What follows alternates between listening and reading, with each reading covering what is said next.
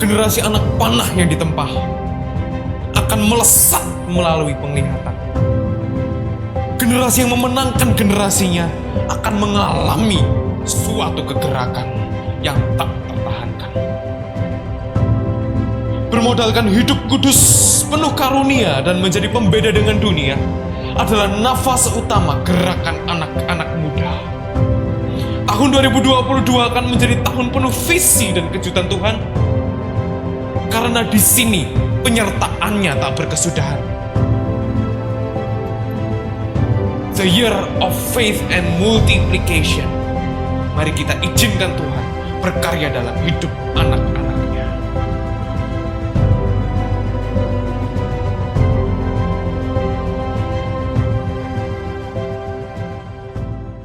Haleluya!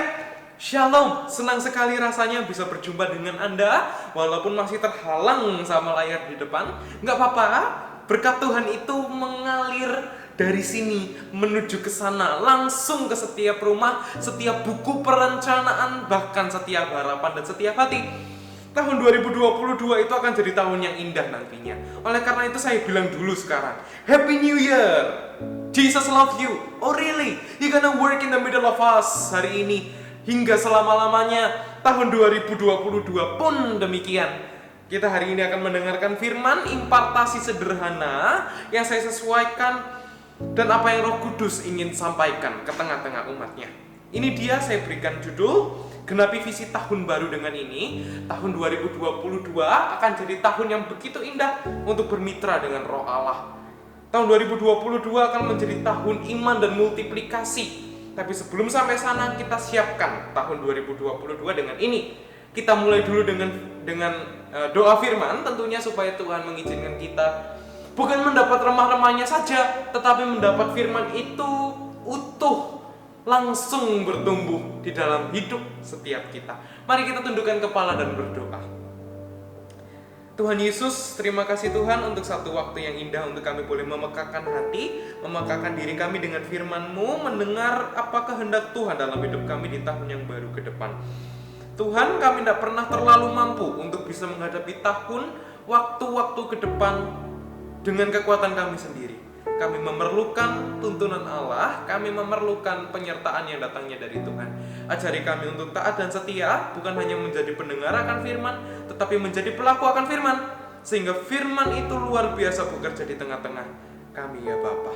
Urapi hamba-Mu yang akan menyampaikan kebenaran firman-Mu, sembunyikan hamba di balik salib Yesus Kristus, sehingga apa yang hamba sampaikan bukan berasal dari hamba ya Bapa, tetapi berasal dari Tuhan Yesus Kristus tercinta, firman yang mampu mengubahkan hidup pendengarnya. Di dalam nama Yesus, haleluya, amin, haleluya. Hari ini saya sampaikan seperti yang tadi saya bilang, genapi visi tahun baru dengan ini. Tahun 2022 tidak akan lebih ringan daripada tahun 2021. Saya tidak mendoakan demikian. Tapi dunia itu kan tidak menentu. Dunia makin lama makin buruk kata firman Tuhan. Kejahatan makin ada di mana-mana kan. Oleh karena itu ambil Alkitabnya, ambil catatan, genapi visi tahun barumu dengan ini. Apapun visi kita, center line-nya harus firman. Gravitasinya orang percaya itu harus selalu perkenanan. Makanya jangan pernah bosan-bosan mendengarkan tuntunan. Karena ini yang mendewasakan umat Tuhan. Ambil Alkitabnya, ambil catatan supaya kita boleh dibangun. Firman ini tidak berlalu begitu aja, tapi ambil catatan juga. Siapa tahu Tuhan akan berbicara masing-masing kepada kita. Temanya boleh sama, tetapi kadang rema dan impartasinya berbeda. Karena visi Tuhan dalam hidup kita bisa beda-beda. Bukankah sidik jari ini satu dengan yang lainnya beda? Ambil Alkitab, kita akan buka di Matius pasal 14 ayat yang ke-13 sampai ayat yang ke-16 saja saya akan bahas. Matius 14 ayat yang ke-13 sampai dengan ayat yang ke-16. Genapi visi tahun barumu dengan ini. Ini dia firman Tuhan. Matius 14 ayat yang ke-13 saya akan bacakan. Tapi by the way, ini adalah episode pertamanya, sequel pertamanya. Begitulah jika ini adalah drama. Jika ini adalah suatu pengajaran, ini seri satunya saya mulai hari ini. Seri 2-nya kapan? Saya akan bahas setelah ayat 16, masih ada ayat 17 dan seterusnya. Nanti saya akan habis tuntaskan ketika kita persekutuan doa ya. Kalau Tuhan izinkan dan kalau sempat, kita akan habiskan Matius 14 ini dari ayat 13 sampai ke bawah. Kita habiskan aja, karena ini isinya daging semua. Nggak mungkin saya bisa sederhanakan. Kenapa? Karena ini yang mempersiapkan umatnya. Saya nggak berani potong firman, apalagi jika itu value mengenai quality yang Tuhan ingin siapkan di hati kita. Matius pasal 14 ayat yang ke-13 saya akan baca.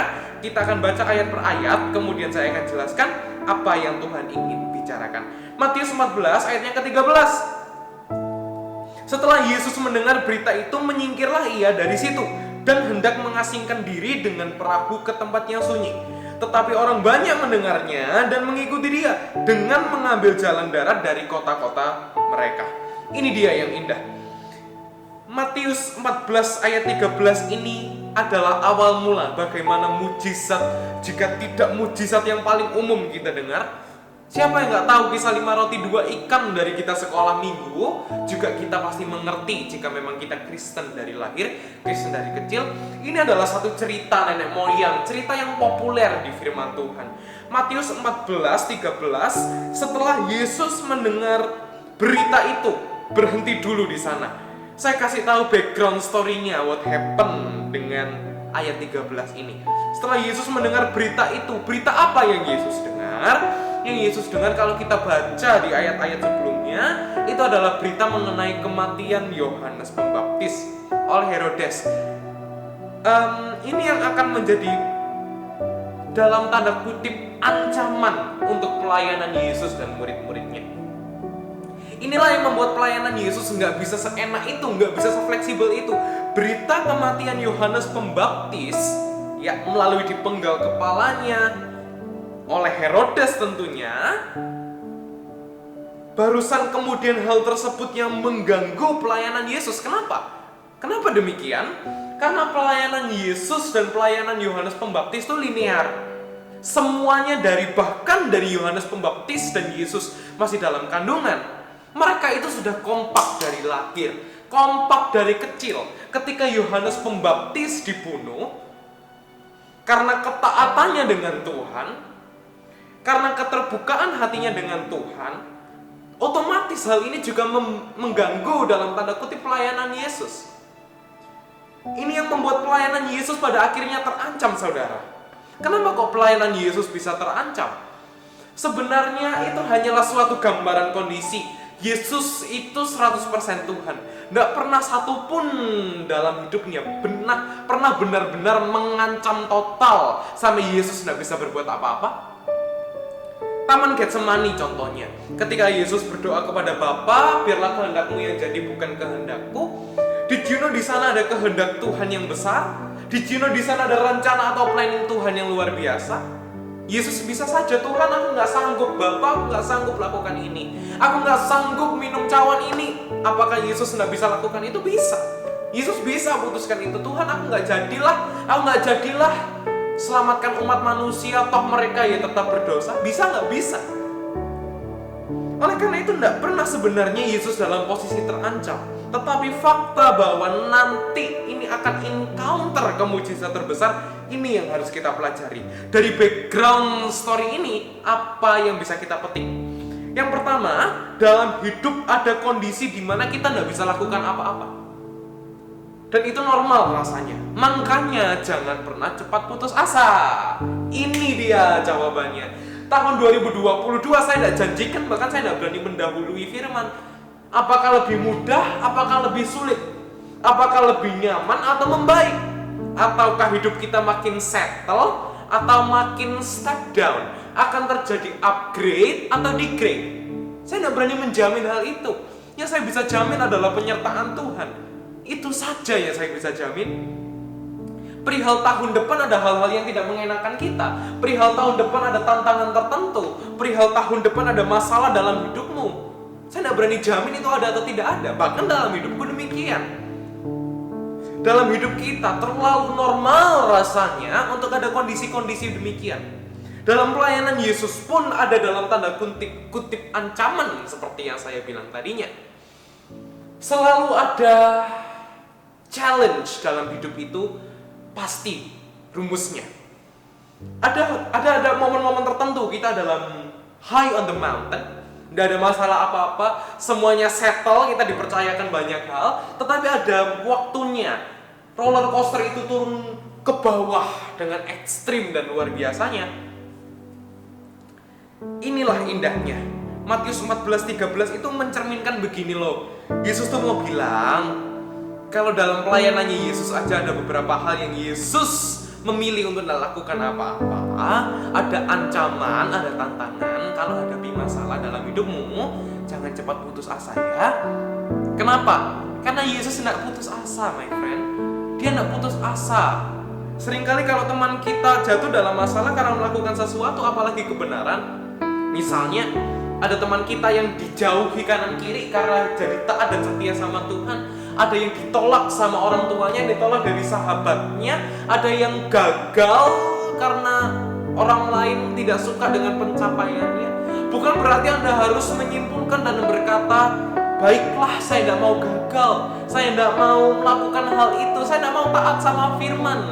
Kenapa? Karena terlalu banyak cerita orang dianiaya karena kebenaran, karena dijauhi karena ketaatan. Tidak, asal hidup kita mendarat saja terus, asal hidup kita ini dituntun dengan humble dan rendah hati. Kalau Anda harus dijauhi, ada rencana Tuhan yang bukan nomor 2, tapi nomor pertama, yaitu adalah penyertaan. Itu dia. Nggak pedulilah mau hadapi Goliat 5 juga, asal Yesus beserta dengan Anda dan saya, nggak perlu ada satu alasan untuk mengkhawatirkannya. Daud itu masih muda. Hadapi Goliat itu tidak mudah mestinya. Secara mental iya, secara fisik iya, secara pengalaman juga iya. Tetapi asal dia berserah pada Tuhan, asal dia mengandalkan Tuhan, ada kekuatan yang besar. Lalu apa yang bisa kita pelajari lagi dari kata simple, satu kata ini, berita itu? Berikutnya adalah, dalam berita buruk sekalipun selalu ada Tuhan yang pegang kendali. Wow, this is a beautiful promise. Inilah janji Tuhan buat Anda. Harus diaminkan. Ya, amin ya. Kalau Tuhan akan menyertai hidupmu tahun depan. Mau ada masalah, nggak ada masalah. Ada masalah, apalagi masalahnya berat lagi.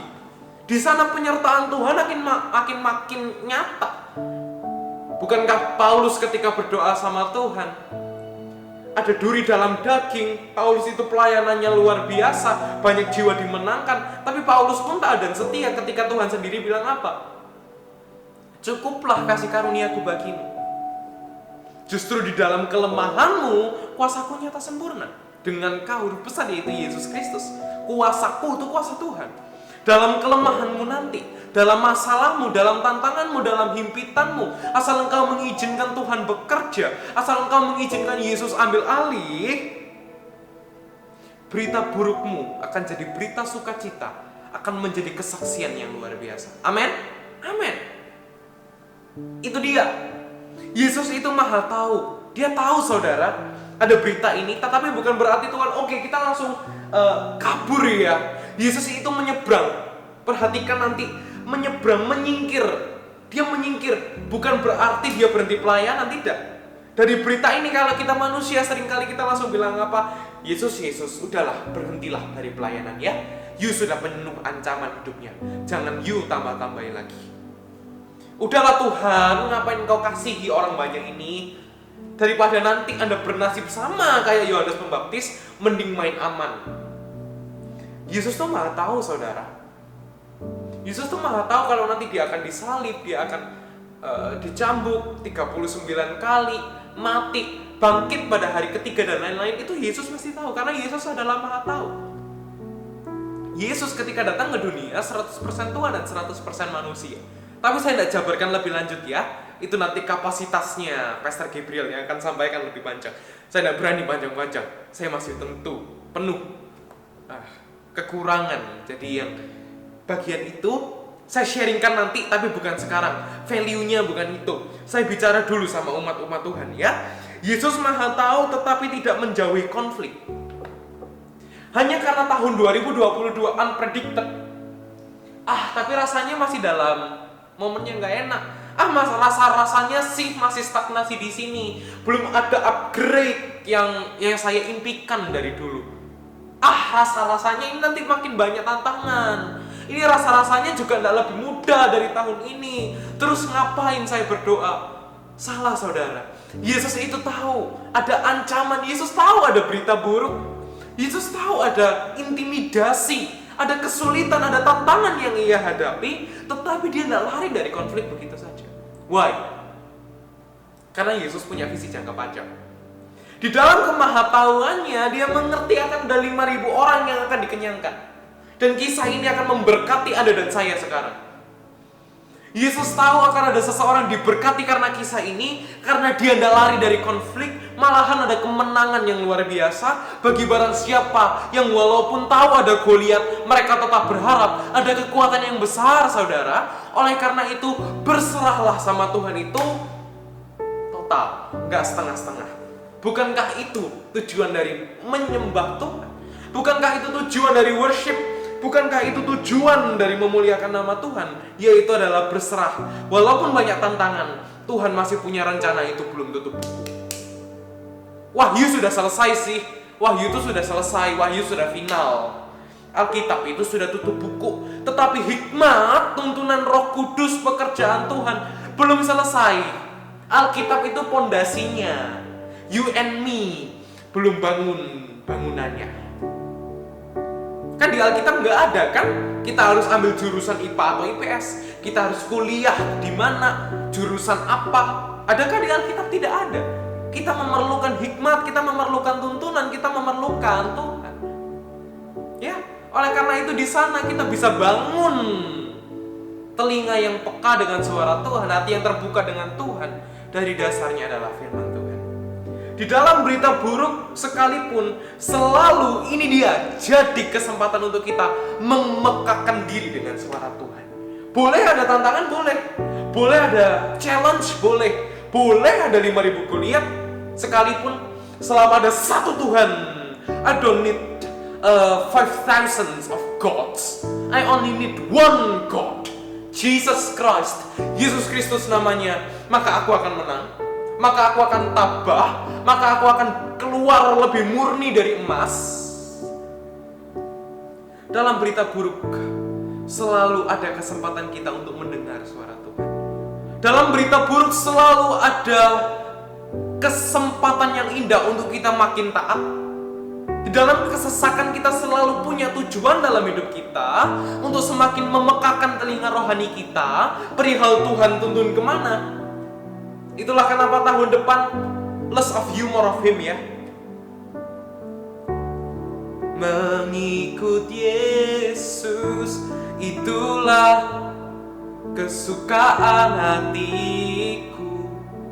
Kesukaan hatimu bukan blessingnya di depan, tetapi mengikut Yesus itu tujuannya. Ya, ini indahnya kalau kita punya motivasi yang benar. Tantangan, masalah tidak cukup untuk menggoyahkan imanku dan imanmu. Kita lanjut ya. Setelah Yesus mendengar berita itu, menyingkirlah ia dari situ. Yesus tidak lari, dia hanya ambil apa yang terbaik. Ini yang namanya hikmat. This is a prophecy. This is adalah tuntunan. Ini adalah penyertaan. Jangan takut untuk mundur dulu jika itu datang dari Tuhan. Jangan takut untuk disalahi. Dan jangan takut untuk tidak membela diri jika Tuhan tidak berkenan. Ada beberapa hal dalam hidup kita harus diam aja. Ada beberapa hal dalam hidup kita itu nggak bisa didiamkan. Itu harus rame, meletus-meletus, meledak-ledak. Itu harus. Tetapi ada beberapa hal yang walaupun kita disalahi, disalah mengerti, asal kita sudah benarkan diri, tentu dengan honesty dan kerendahan hati. Tapi kalau memang nggak dipercaya, ya sudah nggak. Ada beberapa hal kalau memang itu diributkan, Tuhan tidak disenangkan. Ada beberapa hal ketika hal itu kita memenangkan hal itu, debat misalnya, nggak seberapa menyenangkan hati Tuhan atau bahkan mendukakan hati Tuhan. Itu tidak perlu kita lakukan. Ya, nggak semua hal yang baik itu membangun kita. Ada beberapa hal yang Tuhan bilang nggak usah kamu pelajari, ya nggak usah. Ada orang-orang tertentu yang memang nggak memiliki talenta tertentu karena panggilannya bukan di situ. Contohnya, ada beberapa orang nggak punya talenta untuk bermain musik dengan baik. Ya sudahlah, karena Tuhan akan panggil dia jadi arsitek yang luar biasa dipakai Tuhan dengan hebat. Ada beberapa orang yang nggak perlu bisa matematika lah. Bukan nggak perlu bisa loh ya, semua harus dipelajari karena semua hikmat datang dari Tuhan. Tetapi maksud saya nggak semua orang harus pandai dalam hal itu. Kenapa? Karena akan ada seorang musisi yang luar biasa yang akan Tuhan pakai di tengah-tengah dunia yang semakin lama semakin kacau. Dari musiknya Tuhan hembusi Roh Kudus, Tuhan hembusi pengurapan, sehingga semua orang yang menyanyikan diberkati dan jadi damai hidupnya. Ya, ini yang indah, ini yang luar biasa. Yang kita pelajari dari sini itu banyak sekali. Kata menyingkirlah ia dari situ, itu adalah, saya rangkumkan ya dalam 2 poin. Poin pertama dalam hal ini ya, tuntunan Tuhan selalu dalam bentuk solusi yang jelas dan praktis. God's planning itu nggak pernah di atas, terlalu ke atas. Tuhan itu orangnya mendasar sekali dalam hidup kita. Yesus itu mendarat begitu, nggak terlalu ngeroh, nggak terlalu yang rohani yang bagaimana, enggak. Hikmat Tuhan itu selalu dibungkus dalam solusi yang praktis, simple dan jelas. Itu tuntunan Tuhan. Tuntunan Tuhan itu nggak ribet begitulah, nggak terlalu berbelit-belit dengan ini dan itu. Tuhan itu jelas. Menyingkirlah ia dari situ. Stop, go, left, right, go straight or go back, step up or step down. Itu jelas loh. Arahan Tuhan itu simple dan mudah dimengerti. Hal ini maksudnya apa? Tuhan itu accessible. Tuntunan Tuhan itu mudah diakses. Rencananya itu mudah di-download. Kehendak Tuhan itu mudah didengarkan. Planning Roh Kudus itu mudah dihidupi. Oleh karena itu ini yang indah. Hikmat Tuhan tidak pernah terlalu berat untuk dipahami. Hikmat Tuhan tidak pernah terlalu rumit untuk dimengerti. Kenapa? Asal ada hati yang mau menyingkir dari pemikiran kita, di sana Anda dan saya akan langsung mendengar suara Tuhan. Tapi bagaimana sih cara mendengar suara Tuhan? Bagaimana cara memekakkan telinga kita? Simple saudara, jangan dengarkan dirimu dulu, doa dulu. Dengarkan pemikiran itu boleh, karena itu pemberian juga kan. Itu juga karunia, akal dan budi, logika, perasaan, semuanya boleh. Anda prioritaskan sendiri. Yang pertama harus Tuhan duluan. Makanya kalau ada masalah, belajar untuk tenang teduh dalam hadirat Tuhan dulu.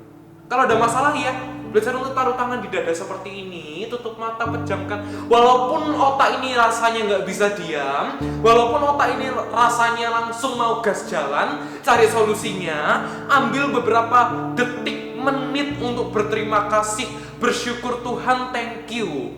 Aku mau mendengarkan suara gembala agungku, Yesus Kristus, berbicaralah kepada hamba-Mu. Dari sana Anda akan mendapat berkas Tuhan.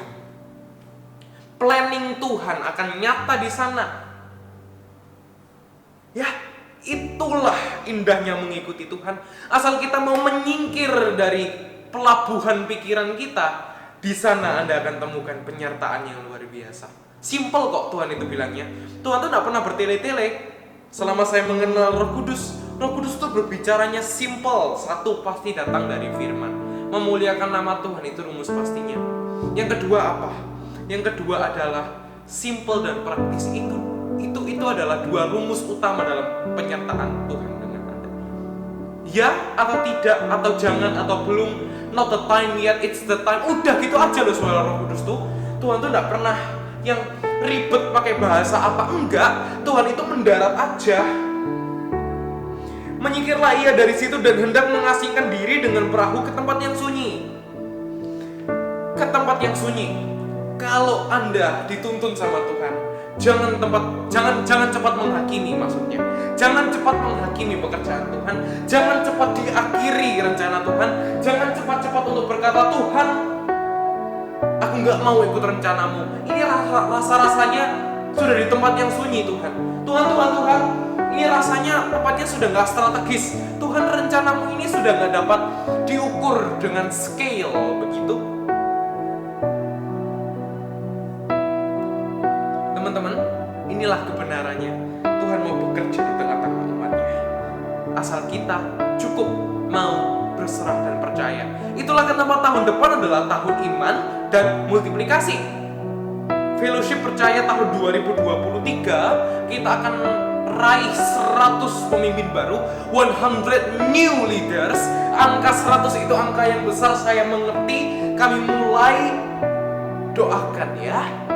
100 pemimpin akan dicetak dan mereka akan diurapi luar biasa untuk memimpin komsel-komsel yang baru, pemuritan-pemuritan yang baru, menjadi gembala yang diurapi Tuhan, jadi berkat dimanapun berada. 100 pemimpin baru. Goalnya masih jauh my friend, tujuannya masih lama, masih ada di depan mata ini, masih ada target-target jauh. Oleh karena itu, sama seperti yang dialami oleh Yesus sendiri, tantangan boleh ada, tetapi asal kita mau percaya, berserah sama Tuhan, ada kuasa yang besar menyertai kita. Berikutnya, tetapi orang banyak mendengarnya. Maksudnya apa? Tetapi orang banyak mendengarnya dan mengikuti dia. Inilah yang saya maksud dengan sengaja memegahkan telinga rohani. Ketika kita dengan sengaja memegahkan telinga roh kita terhadap tujuan Tuhan, di sana akan terjadi transformasi kuasa yang besar. Itu dia. Banyak orang percaya itu salah mengerti dengan Tuhan. Seakan-akan Tuhan itu tidak bekerja begitu. Seakan-akan Tuhan itu bekerjanya dalam skala kecil atau dalam rohani saja. Tidak. Ketika kita mendengar tuntunannya, ketika kita mau mengikuti rencananya, sudah jelas di perikop judulnya, Yesus memberi makan 5.000 orang. Kisah 5 roti 2 ikan akan terulang dalam hidup Anda asal ada iman. Ini dia. When I listen to God's word, ketika aku mendengarkan firman baik tertulis tidak tertulis, tuntunan yang ada, yang jelas datang dari Tuhan dan tidak menyalahi firman, di sana percayalah, curigalah yang positif dengan Tuhan, jangan curiga negatif dengan Tuhan. Akan ada kuasa, akan ada kisah 5 roti 2 ikan terjadi dalam bisnismu, terjadi dalam familymu, terjadi dalam planningmu, terjadi dalam harapanmu, studimu juga akan terjadi proses 5 roti 2 ikan. Selalu dimulai dengan apapun yang terjadi, aku mau percaya. Catat itu. Whatever happen in my life, I wanna believe to him. Apapun yang terjadi dalam hidup saya mau terus mendengarkan tuntunan Tuhan. Saya mau terus mendengarkan arahan Roh Kudus. Saya terus melihat penyertaan Tuhan di sana. Bukankah iman timbul dari pendengaran dan pendengaran akan firman Tuhan? Bukan hanya firman yang tertulis. Firman yang tertulis begini ini pondasinya, tetapi firman jangka panjangnya adalah pengaplikasian. Alkitab bukan buku matematika yang harus dipelajari doang, tetapi harus dialami. Dan dalam proses perjalanan kita mengalami firman, mengalami Tuhan, kita pasti namanya perlu tuntunan Tuhan. Ya, itu dulu. Kita lanjut ya. Tetapi orang banyak mendengarnya dan mengikuti dia dengan mengambil jalan darat dari kota-kota mereka. Jadi kalau dibayangkan, Yesus ini dari tempat A menuju tempat B itu melalui danau begitu ya. Melalui danau, dia itu menyeberang begini loh. Dia itu menyeberang begini di air. Tetapi orang banyak itu adalah orang yang sangat banyak. Kita mengerti jelas ini 5.000 orang makan. Belum juga wanita dan anak-anak yang dihitung. 5,000 followers. Nggak mungkin ikut satu kapal. Dikira pada zaman itu ada kapal pesiar begitu. Nggak ada. Pada zaman ini belum ada kapal mewah, kapal megah, kapal pesiar. Tetapi menariknya mereka mengambil jalan darat. Asal berkenan, lakukan apa saja yang menyenangkan hati Tuhan. Asal berkenan, asal dalam rangka mencari kerajaan Allah dulu. Nggak peduli sesulit apapun itu, upayakan supaya Anda dan saya menemukan Dia. Tantangannya mungkin banyak dalam menjaga kekudusan, dalam mengikuti kehendak Tuhan. Tantangannya banyak sekali, saudara. Tetapi poinnya bukan di tantangannya, tetapi jalan darat ini loh. Apapun yang terjadi, asal aku berjumpa dengan Yesus, asal aku tahu bahwa aku pasti disembuhkan, aku pasti diberkati. Berkat di sini bukan hanya berkat materi saya bilang utamanya, tetapi berkat rohani, itulah yang terutama. Pengurapan, hubungan yang semakin intim dengan Tuhan, pengenalan yang semakin dalam dengan Roh Kudus. Tempuh itu ya. Maybe tidak mudah, maybe itu nggak ada opsi keduanya. Opsinya cuma satu, jaga kekudusan dan taat saja. Dari sana Tuhan akan tambah-tambahkan, kan? Carilah dulu kerajaan Allah dan semua itu akan ditambahkan kepadamu. Ya sudah, cari dulu kerajaan Allah. Mau harus sangkali diri tiap hari,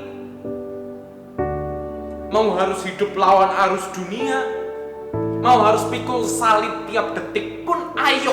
Selama kita temukan perkenanan Tuhan, jangan takut ya. God is in control. Haleluya. Masih mendengarkan, amin. Ketika Yesus mendarat, ia melihat orang banyak yang besar jumlahnya, maka tergeraklah hatinya oleh belas kasihan kepada mereka, dan ia menyembuhkan mereka yang sakit. Inilah indahnya orang yang mencari wajah Tuhan tidak akan pulang dengan tangan kosong, saudara. Orang yang jaga kekudusan, so pasti menemukan Tuhan. Maybe doamu nggak dijawab, maybe doamu belum dijawab, maybe apa yang kamu inginkan dari Tuhan, entahkah itu kamu rindu supaya dipakai lebih lagi, diurapi lebih lagi dalam ministry, nggak langsung instantly ada, tapi so pasti Anda akan menemukan Tuhan. Ayat 14 nggak usah dibuat pusing lah, saudara. Yesus mendarat, ia melihat orang banyak jumlahnya. Asal Anda tempuh jalan yang benar, Anda akan menemukan pribadi Yesus. Anda akan berjumpa dengan rencananya, Anda akan berjumpa dengan segenap kuasanya, Anda akan berjumpa dengan itu. Ketika Yesus mendarat, selalu dimulai dengan kata ketika Yesus mendarat. Sebelum nanti orang-orang ini disembuhkan, seperti yang tadi kita sudah baca dalam ayat 14, Yesus mesti mendarat dulu loh. Ketika Yesus mendarat dalam hidup kita, ketika Yesus available dalam hidup kita, ketika kasih Tuhan, ketika Roh Kudus dijumpai dalam hidup kita, kita akan memasuki suatu dimensi kuasa yang baru. Ini indahnya di sini. Tuhan akan bekerja di tengah-tengah umatnya. Selalu ada penyertaan. Oleh karena itu, undang dulu Yesus dalam hidup kita. Jangan undang blessingnya dulu. Kebalik dong. You don't search for God's hand at first. Search for His face. You don't search for prosperity. Kita tidak boleh mencari kemakmuran, mencari berkat jasmani, rohani lah. Apapun itu, carilah Tuhan dulu. Orang banyak ini saya yakin hatinya semuanya tidak fixed. Tidak semuanya itu hatinya tuh settle dengan Roh Kudus. Tidak semuanya punya motivasi. Entahkah motivasinya untuk mencobai, entahkah motivasinya untuk pengen tahu doang siapa Yesus ini, atau yang memang benar-benar pengen berjumpa dan punya hubungan dengan Tuhan, itu beda. Tetapi indahnya di sini, ketika Yesus mendarat, dia mau turun. Seakan-akan Yesus itu levelnya 5, dia mau turun ke level min 5 demi berjumpa dengan Anda dan saya. Di dalam keterpurukan kita tidak seharusnya berkata Tuhan itu jauh. Roh Kudus memang menginsafkan kita dari dosa. Roh Kudus seringkali mengingatkan kita, kamu berbuat dosa loh. Yang ini tidak berkenan loh di hadapan Tuhan loh. Careful loh ya. Itu datang dari Roh Kudus. Tapi kalau sudah ada embel-embelnya, biasanya itu suara hati kita. Jika tidak suara setan, kamu tidak layak kamu. Udahlah, nggak usah kembali sama Tuhan. Kamu ke gereja, tidak ke gereja juga tidak berubah. Yang begitu bukan datang dari Tuhan, tetapi datang dari roh setan. Careful ya. Makanya Roh Kudus itu kan simple orangnya. Roh Kudus itu simple rohnya, mungkin begitu. Tuntunan Tuhan tuh tidak pernah level yang tinggi sekali, tidak pernah. Tuhan tuh merendah begini loh sama umatnya. Tuhan itu low gitu loh sama kita tuh. Tuhan tuh contoh paling rendah hati di dalam hidup kita adalah ketika kita mau memekakan diri dengan Tuhan. Tuhan mendarat dalam hidup kita. Then jangan kaget kalau apa yang belum pernah dilihat oleh mata, belum pernah didengar oleh telinga, apa yang belum pernah timbul dalam pikiran, logika, hati, bahkan harapanmu pun di resolusimu tidak membayangkan, tergenapi dan terjadi. Apa yang tak pernah dilihat mata dan tak pernah didengar telinga dan tak pernah timbul di dalam hati, itulah yang Tuhan sediakan, my friend. That thing, that one simple thing, itu yang Tuhan akan sediakan dalam hidup. Simple kan? Yang belum pernah dilihat, yang belum sempat dibayangin. Kalau kita membayangkan mungkin kita membayangkan, aku nanti fisika dapat 80. Semester 2 targetku matematika 90 lah, cincai lah, boleh lah. You see, asal Anda berkenan sama Tuhan, asal Anda, Tuhan ajari aku, Tuhan berikan aku kemampuan untuk mengerti matematika, untuk menguasai fisika. Lihat, Anda akan tercengang. Dulu aku tidak bisa fisika. Ulanganku 100 seketika. Wow, ini indah sekali. Ketika Yesus mendarat, ia melihat orang banyak. Ketika Tuhan hadir dalam hidupmu, jangan kaget kalau orang banyak, orang fasik, bukan orang fasik, akan bersaksi dan berkata, wow, kamu beda ya.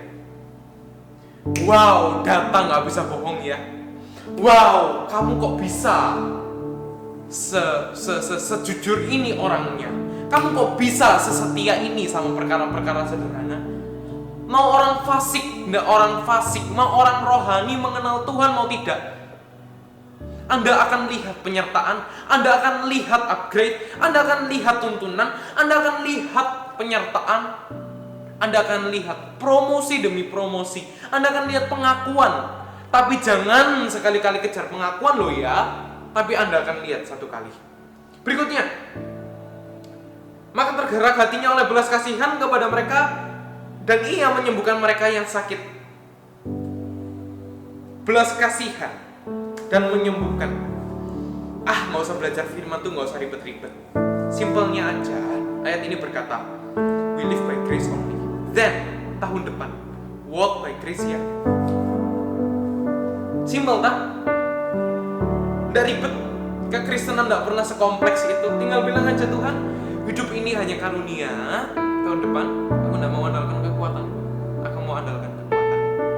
Karena dalam karunia-Mu, aku bisa kuat, nyata, ada hadirat Allah di dalam hidupku.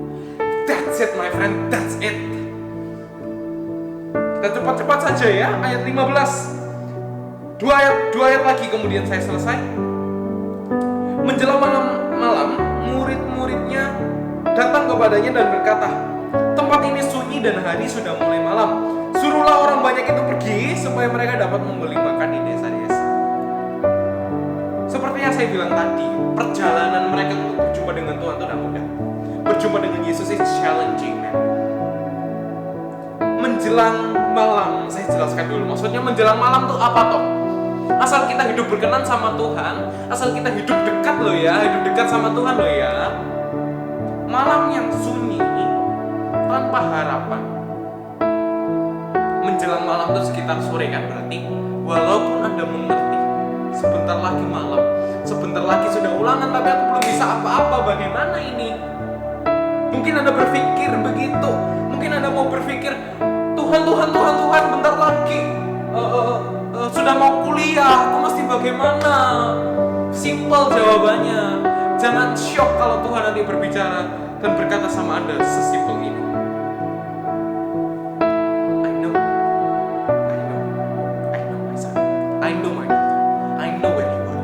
Jangan kaget kalau Tuhan bilang, aku tahu kok kamu bentar lagi kuliah kan? Aku tahu kok bentar lagi kamu ulangan kan? I know that. Bukan karena Tuhan maha tahu, karena Anda hidup di dekatnya. Nothing to be worried to. Tantangan boleh adalah manusia itu takut, itu wajar, karena dengan ketakutan kita jadi lebih makin waspada. Tetapi kita tidak akan pernah punya kesempatan untuk mengizinkan rasa takut menguasai kita. Kenapa? Karena kita hidup dekat dengan Tuhan. Malam boleh bentar lagi malam, oke, fine. Bentar lagi boleh malam. But my God is still alive. Night can't do anything. Malam pun tidak bisa berbuat apa-apa. Sore pun asal saya hidup dekat dengan Tuhan, saya sudah lakukan bagianku mencari kerajaan Allah. Aku sudah lakukan bagianku belajar semaksimal mungkin. Aku sudah lakukan bagianku setia dengan perkara kecil hingga perkara besar challenges. I don't afraid. Sekalipun aku tidak punya kekuatan, asal aku sudah siapkan yang terbaik. As long as I've already prepared myself. Kalau memang ya waktunya ya wis, enggak apa-apa. Ya sudah lah ya. Masih ada Tuhan kok. Belajar untuk bilang gitu sama diri sendiri. Bahasa Surabayanya begitulah bahasa simpelnya. Simpelnya ada Tuhan kok. Masih ada Tuhan kok. Simple guys. Simple. Tutup bukunya di sana. N-nya di sana. Oke. Berikutnya ya. Ya, masih banyak yang Tuhan mau siapkan untuk kita. Murid-muridnya datang kepadanya dan berkata, tempat ini sunyi dan hari sudah mulai malam. Suruhlah orang banyak itu pergi supaya mereka dapat membeli makanan di desa-desa. Desa-desa. Keputusasaanmu, ketidakpercayaanmu berujung pada desa-desa. Kalau kita perhatikan ayat yang ke-13 ya, saya bacakan ya. Tetapi orang banyak mendengarnya dan mengikuti dia dengan mengambil jalan darat dari kota-kota. Dari kota-kota, mereka dari kota-kota besar mestinya. Kota, bukan kota-kota loh ya, bukan hanya satu kota. Dari berbagai macam kota. City. Kalau maybe salah satunya mungkin New York City. Wah, itu kota raksasa. Satu lagi mungkin dari ibu kota lain, dari kota-kota lain yang tidak kalah prospernya, tidak kalah mewahnya, tidak kalah jaminan hidupnya, tidak kalah restoran-restorannya, quality kulinernya. Tapi ujung-ujungnya kenapa kok ke desa-desa ya? Kalau kembali ke kota udah nggak mungkin. Secara profetik ini ingatkan, kalau punya visi jangan setengah-setengah. Kalau ikut Tuhan jangan half go. Kalau ikut Tuhan itu jangan on off, on terus. Kalau off, nanggung guys. Kalau mereka pulang gimana? Secara logika, udah sore nih, bener katanya si dia. Saya pulang aja dulu ya. Bye-bye sayonara Yesus. Rugi waktu sama Tuhan, rugi ongkos, rugi semua.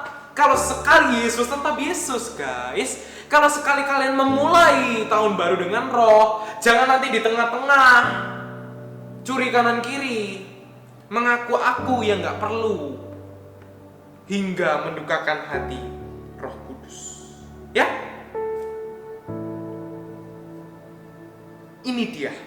Desa-desa itu mengatakan keputusasaanmu next time.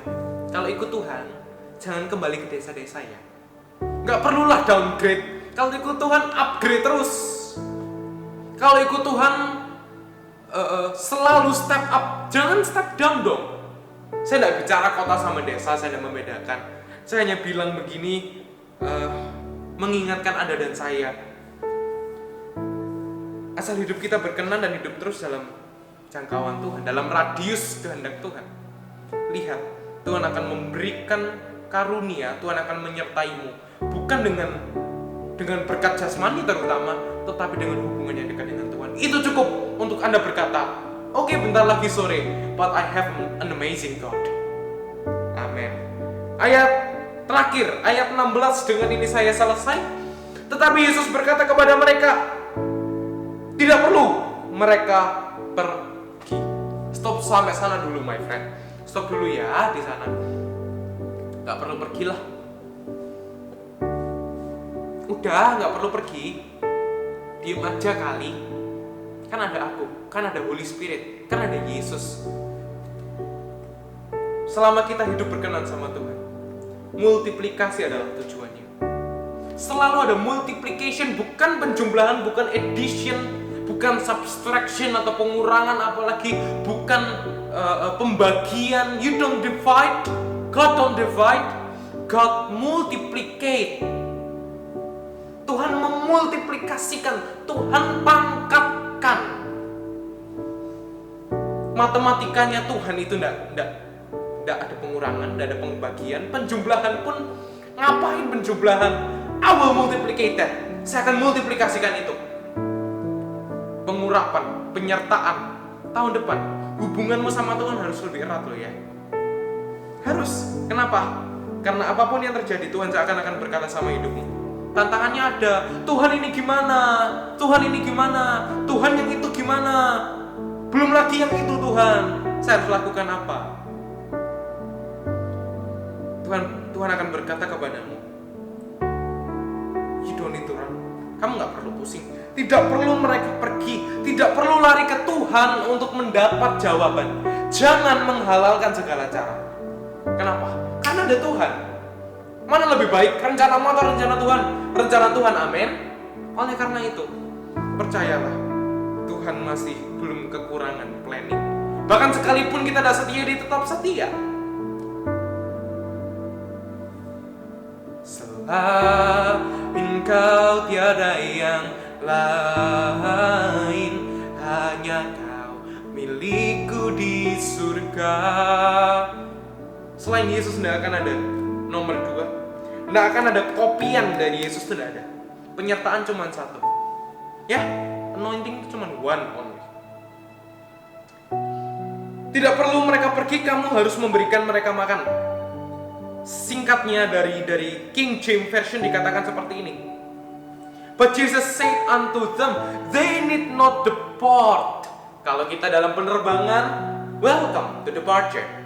Welcome to departure. Kita akan berangkat ya. Kita akan berangkat dari Yesus. Settle aja, duduk diam. Seperti rusa rindu sungainya. Seperti rusa rindu sungaimu, jiwaku rindu engkau.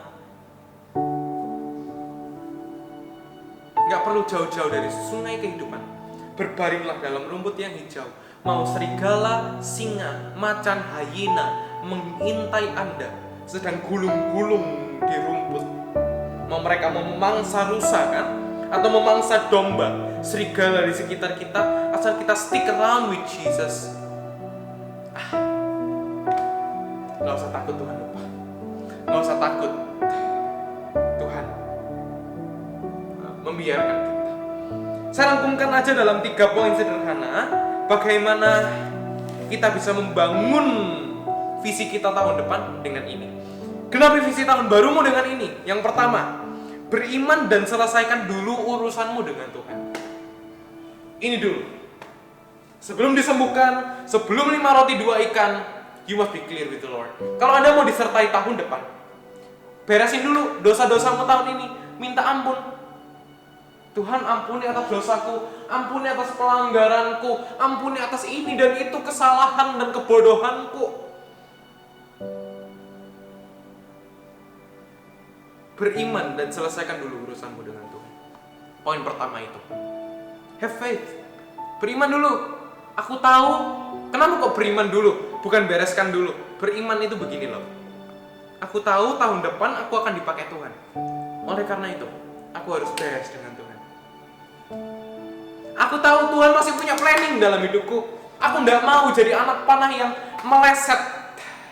Dosa itu bukan hanya melanggar, tetapi tidak sesuai dengan rencana Tuhan. Hamartia, artinya beriman dan selesaikan dulu urusanmu dengan Tuhan. Kalau Anda mau bisa beriman dengan baik, selesaikan dulu urusanmu dengan Tuhan. Jangan ada yang mengganjel gitu loh di dada. Caranya mengganjel gimana? Cara taunya? Kalau sekarang saya tanya, kalau kamu mati sekarang, ke surga atau ke neraka? Kalau itu aja jawabannya masih ragu-ragu, maybe Tuhan belum benar-benar mendarat dalam hidup. Roh Kudus belum pernah benar-benar memenuhi hatimu. Atau coba sekarang kita taruh tangan kita di dada kita seperti ini. Diam aja beberapa menit. Do you feel any peace? Tutup mata, jangan pikirkan apa-apa. Kira-kira Anda rasakan apa? Damai atau gelisah? Ini bukan parameter fixnya loh ya. Ini bukan pengukurnya, tidak. Itu Yesus yang tahu. Tuhan melihat hati kan? Ya. Lihat hatiku, apakah ku sungguh mengasihimu, Yesus. Akhir tahun evaluasi. Akhir tahun harus refleksi dengan Tuhan. Tahun depan supaya Anda dipenuhi dan dihujani dengan berkat Allah. Poin kedua apa?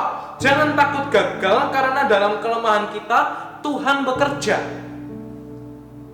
Jangan takut gagal karena di dalam kelemahan kita Tuhan bekerja, my friend. He works. Wow, keren ya Tuhan ya. Nggak usah takut gagal lah. Hidupmu sudah dijamin kok sama Tuhan. Asal namamu tertulis dalam kitab kehidupan, gagal di dunia bukan apa-apa. Yang ketiga, jangan pakai semua cara untuk menang. Jangan pakai semua cara untuk menang. Choose one way yang berkenan, yang paling memuliakan Tuhan, yang adalah tuntunan Tuhan. 1, 2, 3, beriman dan selesaikan dulu urusanmu dengan Tuhan akan menyelesaikan visimu dan menggenapi visimu tahun depan. Jangan takut gagal karena dalam kelemahan kita Tuhan bekerja. Itu artinya jangan putus asa sebab kamu harus menggenapi visimu tahun depan. Dan yang ketiga, jangan pakai cara dunia untuk menang sembarangan. Tuhan Yesus memberkati. Mari kita berdoa dulu untuk menutup firman kita pada hari ini. Tuhan Yesus, thank you Tuhan, Engkau izinkan kami untuk boleh berkumpul. Thank you untuk sertai kami, thank you untuk sertai umat-Mu, thank you untuk penyertaan-Mu yang tidak pernah berubah. Ajari kami ya Bapa, kami terus mau memekakan telinga kami dengan sengaja dengan apa yang Tuhan rencanakan, apa yang Tuhan inginkan dalam hidup kami. Berbicaralah Allah Roh Kudus, kamu memberikan Engkau ruang untuk bertahta, mendarat dalam hidup kami, mengajar kami, karena kami tidak cari tangan-Mu yang terutama, kami mencari wajah, kami mencari pribadi-Mu, Roh Kudus. Bimbing kami umat-Mu untuk semakin hari semakin peka, semakin setia dengan tuntunan-Mu dan dengan rencana-Mu. Di dalam nama Tuhan Yesus Kristus, my friend, terimalah berkat berasal dari Allah Bapa, Allah Putra, dan Allah Roh Kudus. Penyertaan yang tidak ada dua kalinya, berkat yang tidak mungkin tertukar, hubungannya makin intim dengan Allah Bapa, Allah Putra, dan Allah Roh Kudus. Sebab Engkau adalah umat-Nya dan Dia adalah Tuhan-Mu. Izinkan Dia jadi Tuhan dan bertahta atas hidupmu. Terimalah berkat pastoral berasal dari Allah Bapa, Allah Putra, dan Allah Roh Kudus. Dia menjaga engkau hari ini hingga selama-lamanya, bahkan sampai Tuhan datang kali yang kedua. Tangan kanan yang memberikan kemenangan bersama dengan engkau di dalam nama Yesus.